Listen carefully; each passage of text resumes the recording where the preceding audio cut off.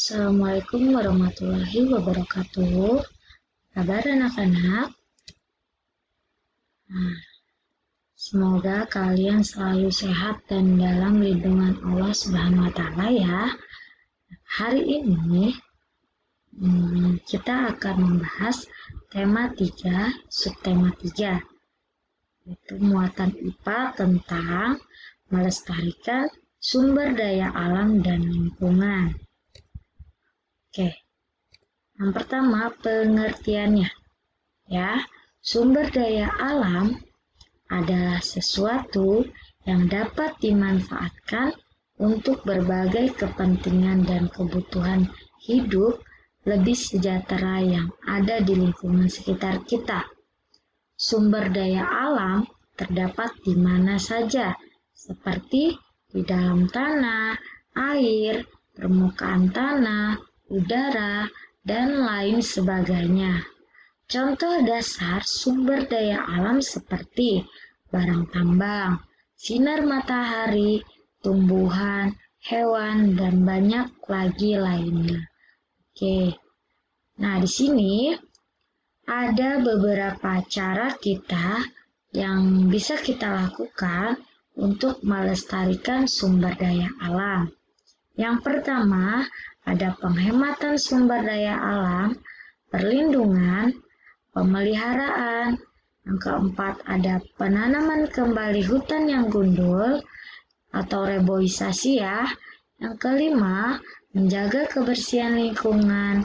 Keenam, membuat terasering pada pertanian di pegunungan. Yang ketujuh, membatasi pengambilan sumber daya alam yang berlebihan. Nah, mari kita bahas ya anak-anak. Oke. Nah, yang pertama ada penghematan. Nah, penghematan ini biasanya yang kita lakukan pada sumber daya alam ya. Penghematan itu seperti contohnya bahan galian, seperti barang tambang, termasuk bahan yang tidak bisa diperbaharui. Jika sudah habis dimanfaatkan, maka sudah tidak bisa ditemukan lagi. Sehingga dalam menggunakan bahan tersebut harus dilakukan penghematan atau mencari bahan alternatif lain yang serupa. Contoh penghematan yang bisa kita lakukan antara lain. Yang pertama, mematikan peralatan listrik jika sudah tidak digunakan ya. Jadi kalau kalian sudah selesai menggunakan barang-barang elektronik atau barang-barang yang menggunakan listrik itu harus kalian matikan, jangan lupa ya. Oke, yang kedua ada menggunakan peralatan listrik yang hemat energi. Yang ketiga mengurangi penggunaan kendaraan bermotor gitu ya, seperti bersepeda contohnya gitu. Jadi lebih ramah lingkungan juga ya. Oke, yang keempat, kita bisa mengurangi konsumsi barang yang sulit hancur jika dibuang ke lingkungan, contohnya seperti plastik ya. Sekarang pada zaman sekarang ini itu ketika kalian pergi ke supermarket gitu kan, atau ke minimarket, itu biasanya sudah tidak disediakan lagi kantong plastik ya, tapi kalian diminta untuk membawa tas belanjaan dari rumah, karena itu bisa menjadi salah satu solusi ya untuk ramah lingkungan juga. Plastik itu dia termasuk barang yang sulit untuk dihancurkan, sulit untuk hancur atau didaur ulang lagi gitu. Yang kelima, menghemat penggunaan air. Oke, yang kedua, perlindungan. Beberapa hal yang dapat kita lakukan dalam perlindungan adalah membentuk suaka marga satwa dan cagar alam. Apa sih bedanya, Bu? Nah, gini ya, suaka marga satwa itu merupakan tempat perlindungan hewan-hewan agar tidak cepat langka dan punah. Nah, jadi di suaka marga satwa ini, dia tempat perlindungan hewan-hewan saja, ya, hewan-hewan yang sudah dikatakan sudah langka gitu dan hampir punah itu dirawat, dipelihara di suaka marga satwa gitu. Nah, sedangkan cagar alam itu adalah perlindungan hutan, tumbuhan dan hewan yang ada di dalamnya, sehingga hewan-hewan dan tumbuhan masih memiliki tempat yang aman dan nyaman untuk mereka.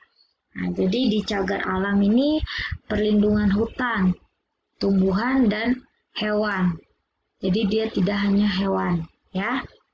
Tapi sama ya, di suaka marga satwa dia juga tetap ada tumbuhannya, ada pepohonannya gitu. Kalau di cagar alam ini lebih ke tumbuhan yang langka, misalkan rafflesia gitu. Ya. Oke. Nah, berikut daftar suaka marga satwa dan cagar alam di Indonesia. Ini ada 10. Ya, kalian bisa lihat sendiri ya, bisa dibaca ya. Ini adalah daftar suaka marga satwa dan cagar alam di Indonesia. Oke, kita lanjut. Yang ketiga adalah pemeliharaan. Nah, jadi dalam melestarikan sumber daya alam itu kita bisa dengan cara ada pemeliharaan ya. Contoh kegiatan yang bisa menjaga kekayaan alam atau sumber daya alam. Yang pertama ada penebangan pohon harus seimbang dengan penanaman pohon atau lebih sering kita kenal dengan tebang pilih. Yang kedua, kita harus memanfaatkan hutan secara serbaguna, ya. Ketiga, pengambilan hasil hutan dengan perhitungan. Jadi tidak boleh sembarangan. Gitu ya, jadi pengambilan hasil hutan dengan perhitungan. Tidak boleh berlebihan gitu. Yang keempat, hati-hati dalam menebang pohon agar tidak merusak pohon muda. Jadi ketika kalian ingin menebang pohon ya untuk dimanfaatkan, itu jangan sampai merusak pohon muda lainnya. Yang kelima, memelihara pohon agar tumbuh dengan baik. Yang keenam, mencegah penebangan liar, bahaya kebakaran, dan hama penyakit. Nih, seperti ini contoh-contoh gambarnya. Jadi ini contoh tebang pilih ya. Yang ini seperti pengambilan hasil hutan diperhitungkan ya dengan perhitungan.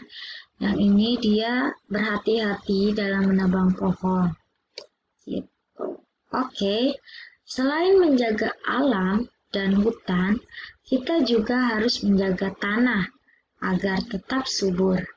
Dengan tanah yang subur, maka kita bisa menanam berbagai pohon dan mencegah erosi, gitu ya. Jadi kalau kita bisa menjaga hutan, itu jadi bisa mencegah terjadinya erosi atau tanah longsor juga.